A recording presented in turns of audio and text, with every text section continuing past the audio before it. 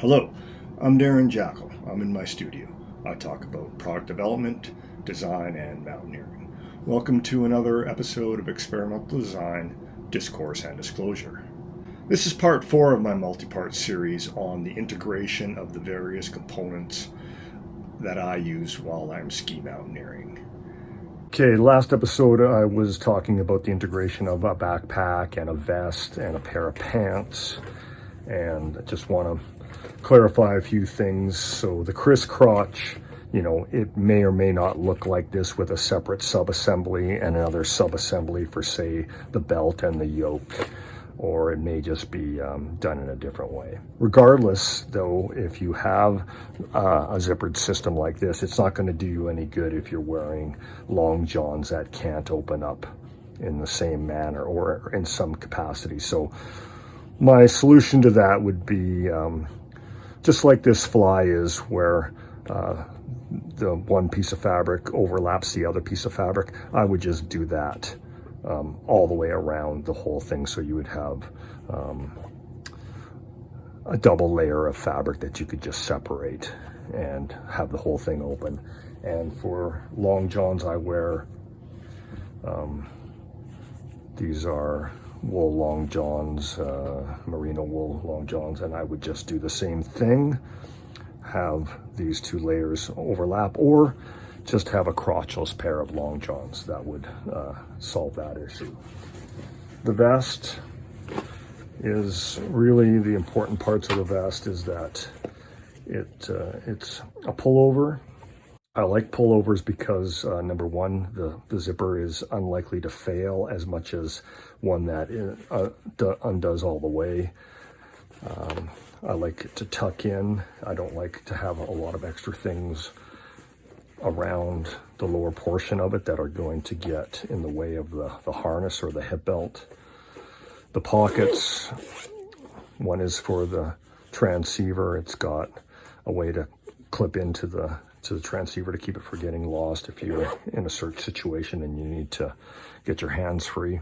The other pocket I would use for something like my spot messenger. This is a device that I want to stay with my body so when it comes to pockets and the equipment that you keep on your body as opposed to in your backpack, there are certain things that I want with me if I'm separated from my backpack. So I want my transceiver with me. I would like to have my spot messenger with me. I might want, say my wallet or something with me also. Something that needs to be with me if I am somehow separated from the backpack. So I'm just going to make a few comments on some of the things I think about when I'm developing ideas. I'm, creating what I call sketch models or developing ideas, and I'm looking for a way to capture the concept. So things like this, I'll show you, this is part of a system for holding skis onto your backpack. Things like this are the early versions of the Mountain Tool holster. You can see I'm using crazy carpet material. Some of this is, polyethylene, polypropylene, whatever. When it comes to clothing, I prefer soft shell. I don't like Gore-Tex. I don't like hard shell. I think the waterproof breathable is a fallacy. So I'm not going to determine, or I'm not going to say specifically what the material is I'm looking for. I'm going to be discussing material attributes. This became really important when I was developing medical products, as I was always running up against things like sterility and the ability to put things into, say, an autoclave. So I was always looking to material experts in that field. I would say that this is, it needs to be rigid, it needs to be flexible, it needs to be stretchy, it needs to be whatever. And then they would help me determine what that material could be. Also, when it comes to, the pockets that you're going to put into a garment, it's a good idea to know what you want to have in your pockets as opposed to what you want to have in your backpack. So for me, like I said, I want sunblock, I want something for my lips, I would like a lighter. Good old Bic works great. These clippers, have been really good lighters. They are refillable. I will always have some knife on me. This will be the one I take for, you know, going out for a day trip. If I'm going, say, on a hut trip, which is another situation that we haven't talked about, another scenario, I would probably throw this into my kit to be helied in or whatever as part of my repair kit. So, you know, I'm going to have my transceiver on my body, so I want a specialized pocket for that. I would like to have my spot messenger with me. I'm always going to have a map and compass with me now, whether it's in my backpack or it's on my body, because I'm, you know, in a situation where I need to do navigating on the go. Then this is something that will be determined by the scenario. I have a GPS and I often bring it. Now, a lot of times in the Rockies where I ski a lot, the terrain is so just huge and obvious that it's kind of hard to get lost. Where I found this to be particularly useful has been when I'm skiing in, say, the Kootenays, where there's all this micro terrain and, you know, the trees are big and it's undulating and you really don't know where you are. I've got lost there. It's the first time I ever got lost in the mountains. It was years ago in the Kootenays, and that's when I needed a way to determine where I was, because I could not see things to triangulate off of in map and compass work. So I'm going to have a headlight of some kind with me, and I'll have an avalanche kit. I'll have a repair kit. What I keep in the repair kit I don't think is important right now. We'll talk about it later. An emergency candle. You can see I've been using this to wax my skins over the years.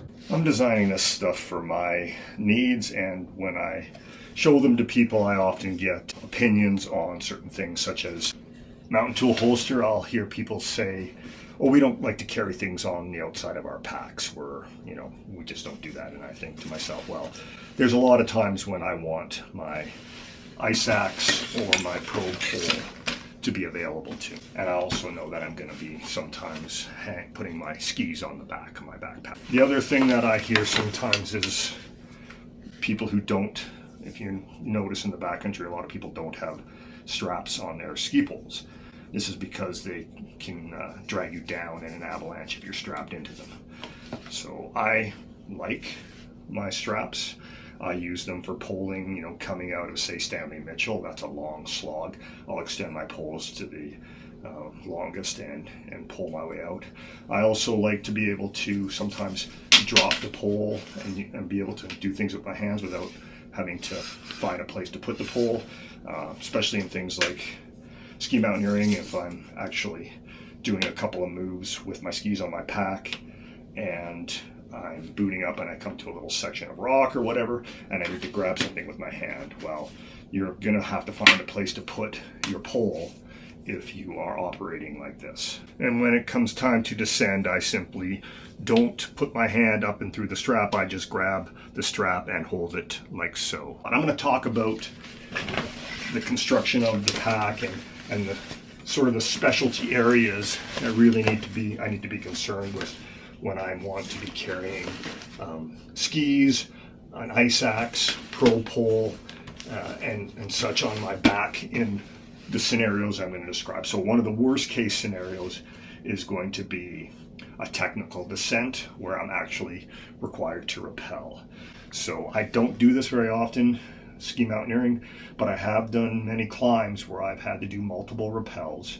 And I really like to be able to get to the end of the ropes, and before I come off the ropes to establish the next rappel site is to be able to get my ice axe out. The problem with this backpack is the ski carry and where the ice axe is kind of interfere with them. I know I could put on a diagonal ski carry or carry from the back, but I particularly dislike that method. So what I'm going to be looking at are how I'm going to manage the various features and still allow for a backpack that is the right size and, you know, has all these other conditions to it. I'm going to be looking at some of these old packs. This is from the 80s. What I'm most interested in is how they've done the shoulder strap, hip belt, connection at the bottom here. I'll be looking at, this is an old birdhouse red point vector, also from the 80s. What I dislike about this is the lid is not a floating lid. Also look at packs like this for some of their details, because like I said, I'm not going to recreate a new backpack. I'm just going to create a backpack that provides all the functionality of comfort and capacity, yet has the features that I'm looking for. Seems like a good place to stop this episode. Once again, I'm Darren Jackal. I'm in my studio. I talk about product development, design, and mountaineering. Thanks again for stopping by. This has been Experimental Design, Discourse, and Disclosure. See you next time.